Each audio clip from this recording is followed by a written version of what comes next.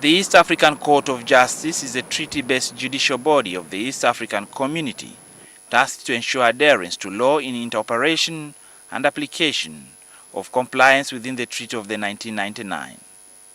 Also known as the Trade Court, since inception a decade and a half ago, the institution, which is an organ of the East African Community, has, albeit with challenges, been able to at least under 123 cases a number of tax-related disputes.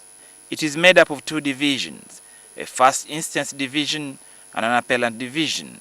Justice Harold Nsekala is the president of the region's trade court.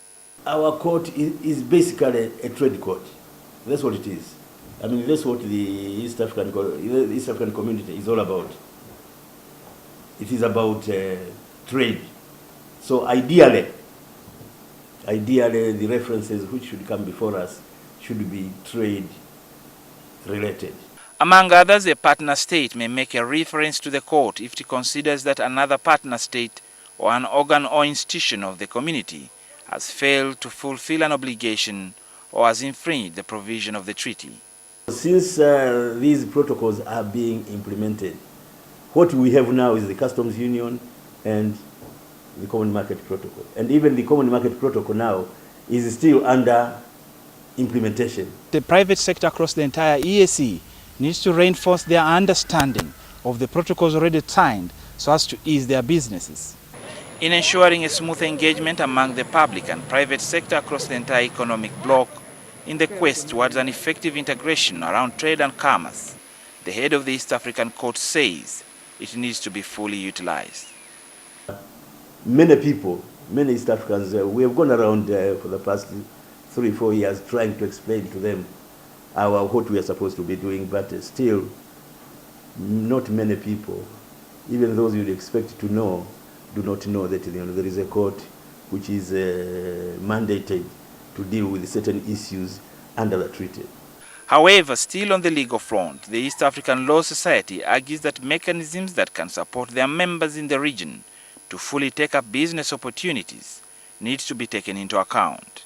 Estimates very recently indicated that about 87% of all legal fees from development organizations like the World Bank and that come to Africa actually pay to offshore law firms. We're talking about 87%. So you find that a number of international law firms are already creating networks across Africa. So while we are saying that we are going to be protectionist and stick to our countries, our jurisdictions, you will find that we are fighting for about just 13%. The Regional Law Society adds that harmonizing of standards within the service sector, such as legal practices, would benefit the existing human resource and further development. You'll find that a lawyer in Rwanda, a lawyer in Burundi, a lawyer in Kenya, we must all be able to competitively articulate the same issues over the same matter. And then thirdly, let's come together. We already have the East African Law Society to speak on our behalf, but let us see how better we can use the East African Law Society, not only to advance the regional integration agenda, but also to advance our own social and professional needs. A cross-section of private sector players maintain that effective tribunals at national levels remain a good bait for business. Negotiations, in my view, could yield something better compared to going to court.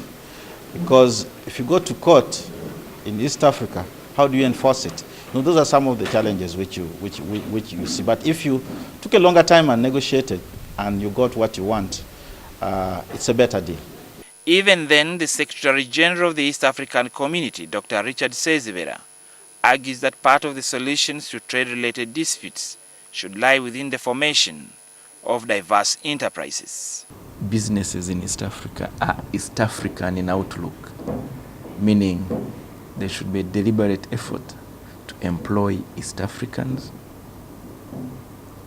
to make sure that those who can trade, create value chains across East Africa do so and move just beyond the nation where they are, so that we can have real chains and linkages, product linkages within East African countries.